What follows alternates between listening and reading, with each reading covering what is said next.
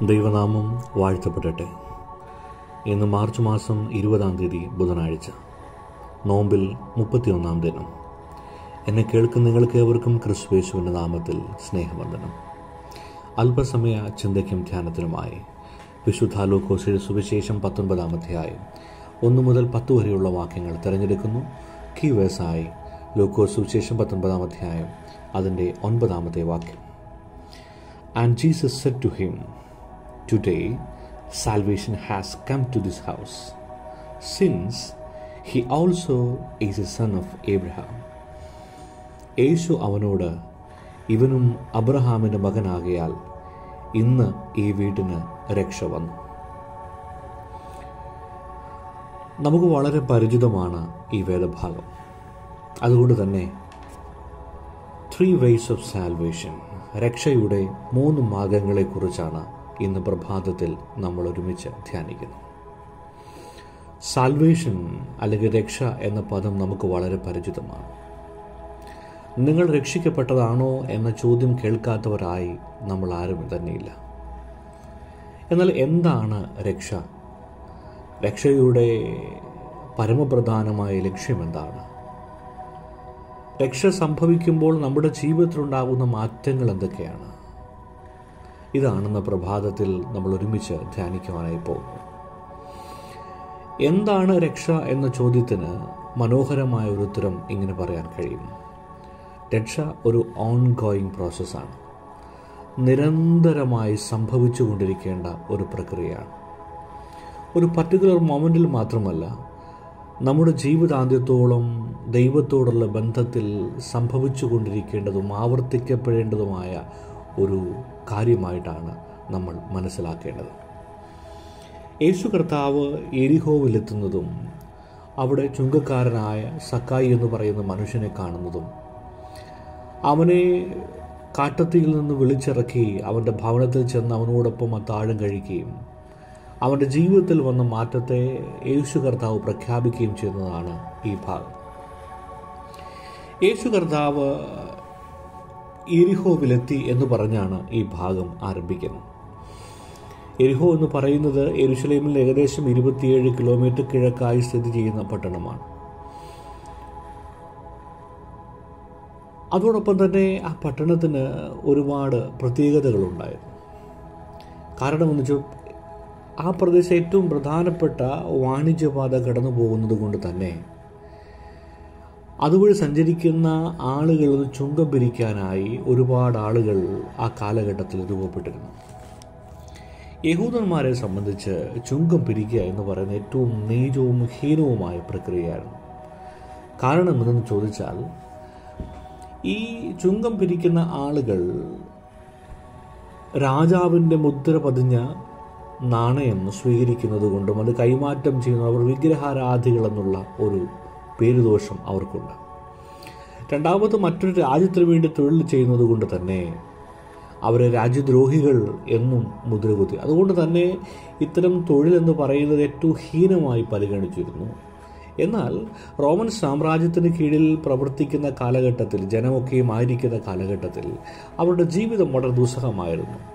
ദൈനംദിന ആവശ്യങ്ങൾക്ക് വേണ്ടി പോലും പണം ലഭ്യമല്ലാതിരുന്ന വളരെ നിഷ്ഠൂരമായ ഒരു കാലഘട്ടമായിട്ടാണ് റോമൻ പീരീഡിനെ വിശേഷിപ്പിക്കുന്നത്.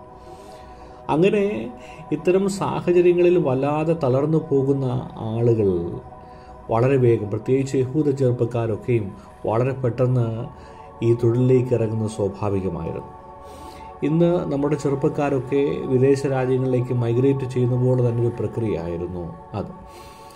ഇങ്ങനെ ഈ തൊഴിലിലേക്ക് ഇറങ്ങി മറ്റുള്ളവരുടെ നിരാശവും മറ്റുള്ളവരുടെ വെറുപ്പും സമ്പാദിച്ച ഒരുപാട് ആളുകൾ ജീവിച്ചിരുന്നു. എന്നാൽ വളരെ വേഗം ധനസമ്പാദനത്തിനായി സ്വീകരിക്കാൻ കഴിയുന്നൊരു മാർഗമായും ചുങ്കം പിരിക്കുക എന്നത്, അല്ലെ ടാക്സ് പിരിക്കുക എന്ന പ്രക്രിയ നടന്നിരുന്നു.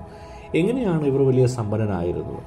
സാധാരണഗതിയിൽ കഴുതയുടെയോ കുതിരയുടെയോ പുറത്തു കൊണ്ടിരുന്ന ഭാണ്ഡത്തിൽ നിന്നും അതിൻ്റെ അളവിൽ നിന്നും ടാക്സ് പിരിക്കാമായിരുന്നു. അത് കൃത്യമായി അവർ ഗവൺമെൻറ്റിലേക്ക് അടയ്ക്കേണ്ടതുണ്ട്.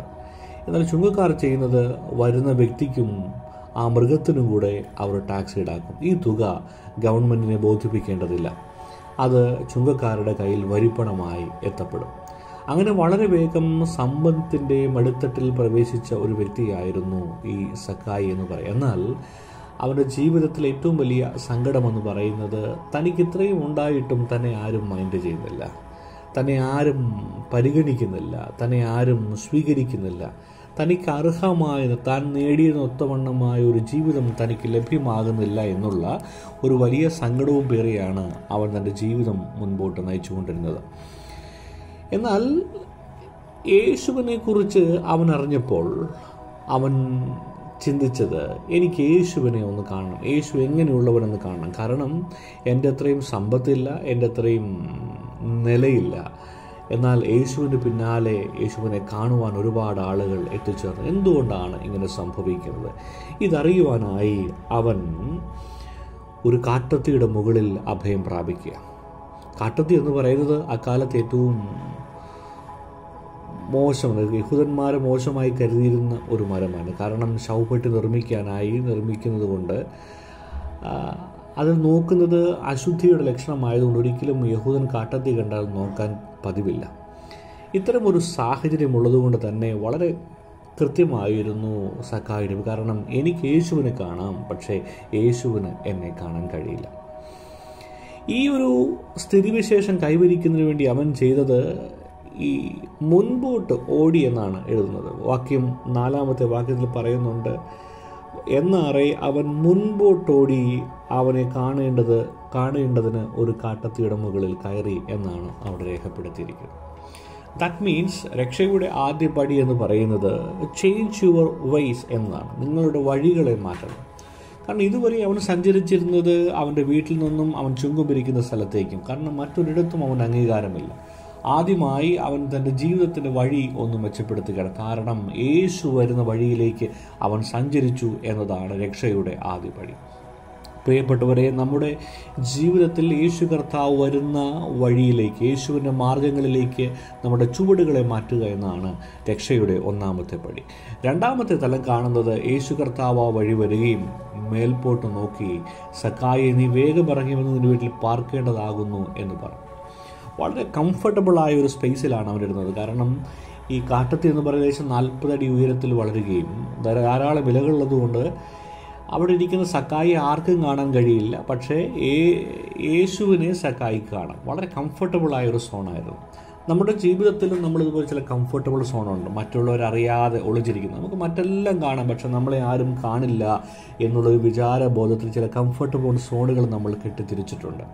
അത്തരം സോണുകൾ നമ്മൾ പുറത്തിറങ്ങാതെ ഒരിക്കലും രക്ഷയുടെ അനുഭവത്തിലേക്ക് നമ്മൾ എത്തുകയില്ല എന്നത് നമ്മൾ തിരിച്ചറിയണം. അതുകൊണ്ട് രക്ഷയുടെ രണ്ടാമത്തെ പടി എന്ന് പറയുന്നത് come out from your comfortable zone. നിങ്ങളുടെ താൽക്കാലിക ഒളിയിടങ്ങളിൽ നിന്നും സുഖകേന്ദ്രങ്ങളിൽ നിങ്ങൾ പുറത്തു വരണം, യാഥാർത്ഥ്യത്തിലേക്ക് നീ ഇറങ്ങി വരണം എന്നാണ്. യേശു കർത്താവ് അവനെ വിളിച്ച് താഴേക്ക് ഇറക്കി. അവൻ്റെ ജീവിതത്തിൽ ഇന്ന് വരെ ഉണ്ടാകാത്ത വലിയ ഒരു സന്തോഷം, താൻ അംഗീകരിക്കപ്പെട്ടിരിക്കുന്നു എന്നുള്ള തിരിച്ചറിവ് സക്കായിക്ക് സംഭവിക്കുക. ഒരു മനുഷ്യനോട് നമുക്ക് പറയാൻ കഴിയുന്ന മനോഹരമായ 2 പ്രയോഗങ്ങളാണ്. ഒന്ന്, ഞാൻ നിന്നെ അംഗീകരിക്കുന്നു. 2, നിരസിക്കുന്നു. യേശു കർത്താവിനോട് പറഞ്ഞു, ഞാൻ നിന്നെ അംഗീകരിക്കും. കാരണം അവൻ്റെ ജീവിതത്തിൽ അംഗീകാരമില്ലാത്തതിന് വലിയ സങ്കടമുണ്ട്. അത് ക്രിസ്തു നന്നായി തിരിച്ചറിഞ്ഞ് അവനോട് പ്രതികരിക്കുന്നതായി നാം ഇവിടെ കാണുകയാണ്. മൂന്നാമത്തെ കാര്യമാണ്, അവൻ്റെ വീട്ടിൽ ചെന്ന് കഴിഞ്ഞപ്പോൾ സക്കായി പറയുകയാണ്, ഞാൻ ചതിവായി വാങ്ങിയത് 4 മടങ്ങ് മടക്കി കൊടുക്കാം. അവനറിയാതെ അവൻ്റെ ഉള്ളിൽ ഒരു വലിയ ട്രാൻസ്ഫോർമേഷൻ സംഭവിക്കുക, ഒരു രൂപാന്തരം സംഭവിക്കുക. അതായത് യേശു നമ്മുടെ ജീവിതത്തിൽ വരുമ്പോൾ, യേശു കർത്താവിൻ്റെ സാന്നിധ്യം ഉണ്ടാകുമ്പോൾ നമ്മൾ അറിയാതെ നമ്മിലുണ്ടാകുന്ന രൂപാന്തരം, ആരെങ്കിലും പറഞ്ഞിട്ടോ ആരെങ്കിലും കേൾവിയിൽ നിന്നോ ഏതെങ്കിലും പ്രവൃത്തികളുടെ തനിയാവർത്തനമായിട്ടോ സംഭവിക്കേണ്ടതല്ല ട്രാൻസ്ഫോർമേഷൻ. തിരിച്ചറിവിൽ നിന്നും സംഭവിക്കുന്ന ഒരു വലിയ പാഠം. അത് സംഭവിച്ചപ്പോൾ അവൻ യഥാർത്ഥ രക്ഷയുടെ അനുഭവത്തിലേക്ക് എത്തി. കഴിഞ്ഞില്ല, സക്കായി ഈ ഒരു അനുഭവത്തിലേക്ക് എത്തിയപ്പോൾ യേശു കർത്താവ് പറയുന്നുണ്ട്, ഇവനും അബ്രഹാമിൻ്റെ മകനായാൽ ഇന്ന് ഈ വീട്ടിന് രക്ഷ വന്നിരിക്കും. Today the salvation has come to this house since he also is a son of Abraham. അവൻ അബ്രഹാമിൻ്റെ മകൻ എന്ന പേരിന് അർഹനായി. അവൻ്റെ വീടിന് കൂടെ രക്ഷ സംഭവിക്കുക. അതുകൊണ്ട് ഈ നോമ്പ് കാലത്ത് നമ്മുടെ ജീവിതത്തിൽ ഈ ഒരു 3 മാറ്റങ്ങൾ വരുത്താൻ കഴിഞ്ഞാൽ, രക്ഷയുടെ അനുഭവത്തിലേക്ക് പ്രവേശിക്കാൻ കഴിഞ്ഞാൽ, നിശ്ചയമായി ഞാൻ മാത്രമല്ല നമ്മുടെ കുടുംബവും നമുക്കൊപ്പമുള്ളവരും ഈ രക്ഷയുടെ അനുഭവത്തിലേക്ക് കടന്നു വരും.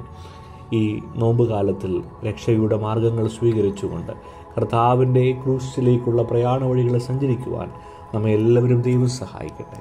ഈ വചനങ്ങളാൽ ദൈവത്തിൻ്റെ പരിശുദ്ധാത്മാവിനാൽ നമ്മെ ഓരോരുത്തരെയും ശക്തീകരിക്കുകയും അനുഗ്രഹിക്കുകയും ചെയ്യുമാറാകട്ടെ. ആമേൻ. കണ്ണുകളെ അടയ്ക്കാം, പ്രാർത്ഥിക്കാം. സ്നേഹവാനായ ദൈവമേ, രക്ഷയുടെ 3 മാർഗതലങ്ങളെക്കുറിച്ച് ഞങ്ങളെ പ്രബോധിപ്പിച്ചുവല്ലോ. ആ രക്ഷയുടെ തിരിച്ചറിവോടുകൂടെ ആ മാർഗങ്ങളിൽ സഞ്ചരിക്കുവാൻ ഞങ്ങളുടെ ജീവിതത്തിൻ്റെ വഴികളെ ഒന്ന് മാറ്റി, ഞങ്ങളുടെ ചില കംഫർട്ടബിൾ സോണിൽ നിന്ന് പുറത്തിറങ്ങി, ഞങ്ങളറിയാതെ ആരും പറയാതെ തന്നെ യേശുവിൻ്റെ സാന്നിധ്യത്താൽ ഒരു രൂപാന്തരം സംഭവിപ്പാൻ, രക്ഷയുടെ പൂർണ്ണ അനുഭവത്തിലേക്ക് പ്രവേശിപ്പാൻ നീ ഞങ്ങളെ സഹായിക്കണമേ. രക്ഷ ഒരു ഓൺഗോയിങ് പ്രോസസ്സാണ് നിങ്ങൾ അറിഞ്ഞുകൊണ്ട് ജീവിതാന്ത്യത്തോളം ഈ പ്രവർത്തനങ്ങളെ തുടരുവാൻ ഞങ്ങളെ സഹായിക്കണം. യേശുവിൻ ധന്യമുള്ള നാമത്തിൽ തന്നെ.